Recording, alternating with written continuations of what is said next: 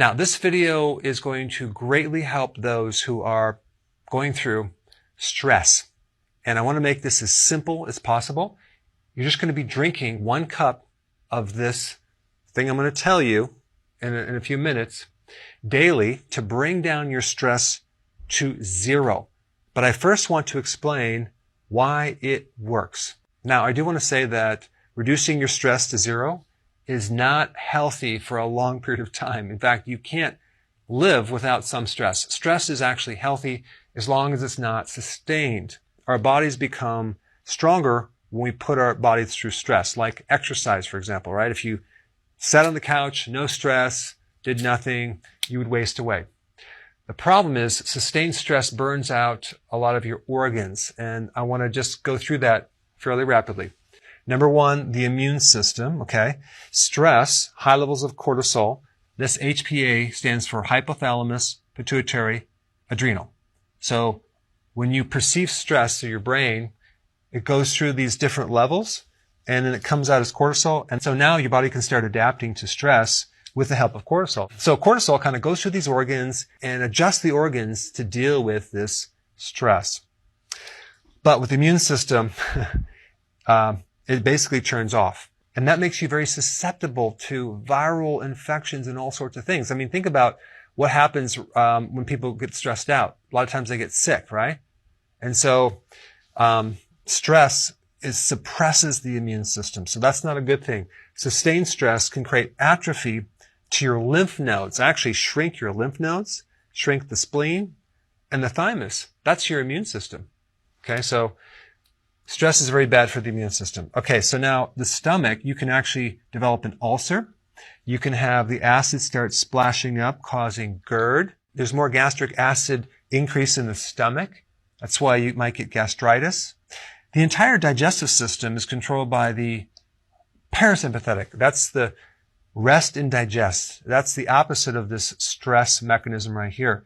So stress pretty much turns off the digestive system. Try to digest when you're under stress. It just doesn't work. Now, as a side note, stress also depletes you of vitamin B1, calcium, potassium, and this thing right here, H+. That's a hydrogen ion. Now, what does that mean? How does that relate to anything? Well, when you're going through stress, you lose the hydrogen ion. What is the hydrogen ion? Well, you know what? You've heard of pH before, right? pH, that's the power of the hydrogen ion. So basically, this is an acid. So when you go through stress, you're jacking up cortisol, you're losing your acids. And guess what? You become too alkaline. So you would think that stress makes you acid. No, it doesn't. It makes you excessively too alkaline. And the symptoms of alkalosis are muscle twitching, hyperventilation, cramping, anxiety.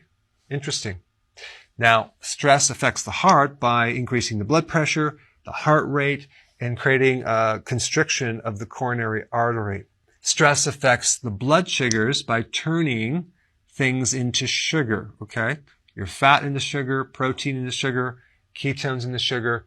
And this is why high levels of stress can even make a person a diabetic, okay? So even though you're not eating sugar, your body is producing sugar out of other things by having too much stress, because another name for this is a glucocorticoid. Now, all this sugar that's generated is basically making us fat. So if you have too much cortisol, you start developing fat, specifically around your gut, because the liver is becoming fatty, and then it spills over into the gut. So you'll have belly fat. Now, the tone of the muscles become very, very rigid and tight. So you get muscle spasms. The lung has a problem.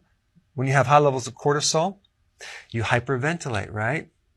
You would think that you're not getting enough oxygen, but you're getting too much oxygen. I did a whole video on this. It's very counterintuitive. It's very interesting. I mean, think about this. If you were to hyperventilate right now, what would happen? You would get too much oxygen and you would pass out. Too much oxygen and not enough CO2 actually locks up the ability to absorb this oxygen in the tissues. And what happens is you basically starve of oxygen. So there's some really great data on this that I did on a video. I'll put the link down below. You can watch that later. But the point is that stress throws off your lung, and causes an inability to breathe. I mean, think about asthma. Think about people during panic attacks. People that have anxiety, they're trying to get more oxygen, and that's making things worse. You should basically just breathe through your nose, calm your breath down, and then you'll get more oxygen, like really slowly. Now, the brain. This is the last part of this puzzle. Stress both destroys certain parts of the brain. That's why it affects your sleep, your circadian rhythms with sleep. But the perception of stress coming through the brain that's activating the cortisol is controlled by this neurotransmitter called GABA. Okay? GABA is like a turn-off switch. It's like the brake pads.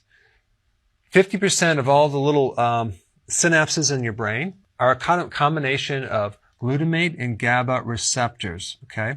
And only 5% are dopamine and serotonin. So all you need to know for this example is GABA is very, very, very important in relationship to cortisol. It controls this excessive amount of cortisol. So when people go through excessive amount of stress over a period of time, they don't necessarily burn out the adrenals. They're burning out this neurotransmitter right here. So this remedy I'm going to talk about inhibits GABA. It blocks the enzyme that slows down the degradation of GABA, thus increasing GABA, which turns off cortisol. So these little hormones that are coming out of hypothalamus, pituitary, down to here are all turned off when you increase GABA. Okay? And that remedy is lemon balm tea. That's right. You want to start drinking on a regular basis lemon balm tea. It's very, very simple. You have one in the morning, maybe one in the afternoon, maybe one a little bit later. And this has certain phytonutrients to increase GABA. One of the big effects that lemon balm has over your body is it increases tranquility, right? That's a really cool word, tranquility. What does it mean? It means peaceful, serene, unshaken, unworried. So it increases your tolerance to stress. It helps you to be calm. It has properties of anti-anxiety, anti-depression. It increases and elevates your mood. It does a lot of other things, but it's really, really good for reducing cortisol. So in one study, lemon balm, which is in the mint family as a plant, created a full remission of anxiety in 70% of people who took it. And it also showed significant sleep improvements for those people who had insomnia and 85% of the people who took it. Now, there's many things you can do for stress, but lemon balm tea is one of my favorite things. It's simple. You'll feel quick effects right away. It's very inexpensive, and it has a lot of additional health benefits as well that go way beyond just the stress reduction. Now, if you have not seen my video on how to do acupressure for stress, you definitely need to check that out. I put it up right here. Check it out.